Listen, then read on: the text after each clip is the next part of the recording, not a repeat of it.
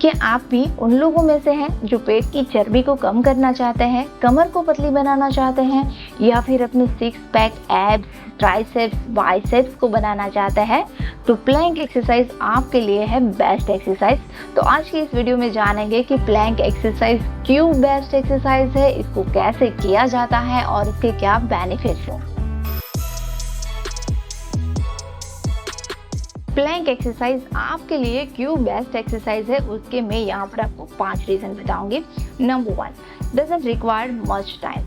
आज की जो बिजी लाइफस्टाइल है जिसमें वर्कआउट के लिए समय निकालना मुश्किल है, ऐसे में आपको कम समय में ज़्यादा फायदा देने वाली एक्सरसाइज को चूज करना है। तो प्लैंक एक्सरसाइज जो है वो कम समय में ज़्यादा फायदा देने वाली एक्सरसाइज है। तो इसके लिए आपको रोज़ाना सिर्फ 1 या 2 मिनट ही निकालने पड़ेंगे। Number 2, full body workout. Mostly लोगों को ये लगता है कि प्लैंक जो है वो सिर्फ कोर मसल्स को ही इफेक्ट देता है, लेकिन ये एक्सरसाइज में कोर मसल्स के अलावा हमारे जो नेक के मसल्स है, ट्राइसेप्स है, बाइसेप्स है, प्लस पूरी बैक के मसल्स और लेग मसल्स, इन सभी मसल्स के ऊपर इफेक्ट आता है। इन सभी मसल्स को ये स्ट्रॉन्ग बनाता है, प्लस इसको टोन भी करता है।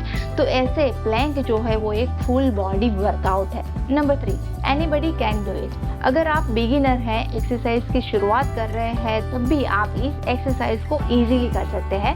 इसके लिए आपको किसी भी ट्रेनिंग की ज़रूरत नहीं है। Number 4, most effective comparatively to other exercise. ये एक्सरसाइज करने के लिए आपको ज़्यादा मेहनत करने की ज़रूरत नहीं है, ज़्यादा एफर्ट डालने की ज़रूरत नहीं है और कम एफर्ट में भी ये एक्सरसाइज आपके पूरे बॉडी के ऊपर इफेक्ट देगा और पूरे बॉडी को शेप में लाने में भी हेल्प करेगी।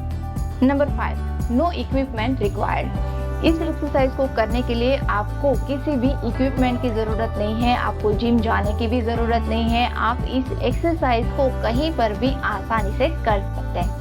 अब प्लैंक को कैसे सही तरीके से किया जाता है वो देख लेते हैं। प्लैंक करने के लिए आपको सबसे पहले नीलिंग पोजीशन में आकर बैठ जाना है और अपने हाथों को इतना आगे रखिए कि जिससे आपके रिस्ट और शोल्डर जो है वो एक लाइन में रहे। अब दोनों ही एल्बो को बेंड करते हुए दोनों एल्बो को फ्लोर के ऊपर ऐसे रखिए कि जिससे आपकी जो एल्बो है, शोल्डर है, वो 90 डिग्री का एंगल बना सके और दोनों पैरों को पीछे टोस के ऊपर ले आए। पूरे बॉडी को एक लाइन में रखना है। आपका नेक, अपर बैक, लोअर बैक और हिप्स जो है वो पूरा ही एक लाइन में रहेगा और पूरे बॉडी का जो वेट है वो शुरुआत में आपको अपनी जो अपर आर्म से उसके ऊपर और टोस के ऊपर आएगा। लेकिन जब आप इस पोज को लंबे समय तक होल्ड करते हैं तो ऐसे में आपका जो बॉडी वेट है उसको पूरे बॉडी के ऊपर शेयर करना है, यानी कि अपर आर्म्स के ऊपर वेट लेना है, कोर के ऊपर वेट लेना है, लेग मसल्स के ऊपर भी वेट को शिफ्ट करना है। और यहाँ इस पोज को आपको नॉर्मल ब्रीथिंग करते हुए होल्ड करना है। आपको ब्रीथ को रोक के भी नहीं रखना है और ना तो आपको बहुत ज़्यादा फास्ट ब्रीथिंग करनी है और आपकी जो नज़र है उसको फ्लोर के ऊपर रखना है।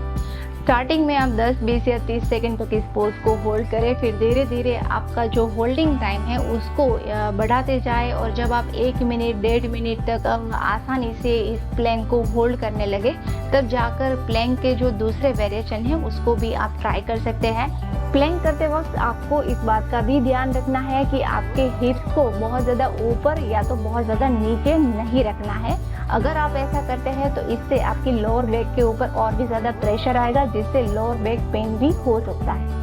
अब लास्ट में जानते हैं इसके अमेजिंग बेनिफिट के बारे में। Strengthen your core muscles. Plank जो है वो कोर के सभी मसल्स के ऊपर इफेक्ट देता है कि जिससे आपके कोर के जो भी मसल्स है वो स्ट्रॉन्ग बनते हैं, टोन बनते हैं और इसके साथ साथ आपकी पेट के ऊपर जमा हुई जो भी चर्बी है, फैट है, उसको रिड्यूस करने में भी ये हेल्प करता है। Enhance body balance. अक्सर हमारा जो बॉडी बैलेंस है वो कोर मसल्स से ही होता है और जब कोर मसल्स स्ट्रॉन्ग होंगे तो आपके लिए बॉडी को बैलेंस करना आसान हो जाएगा। और ख़ास तो जब आप जिम में वेट लिफ्ट करते हैं या तो फिर आप बॉडी वेट लिफ्टिंग वाली एक्सरसाइज करते हैं, तो ऐसे में भी आपके कोर मसल्स स्ट्रॉन्ग होंगे तो ये सारी एक्सरसाइज आप आसानी से कर सकेंगे। Reduce the risk of back injury.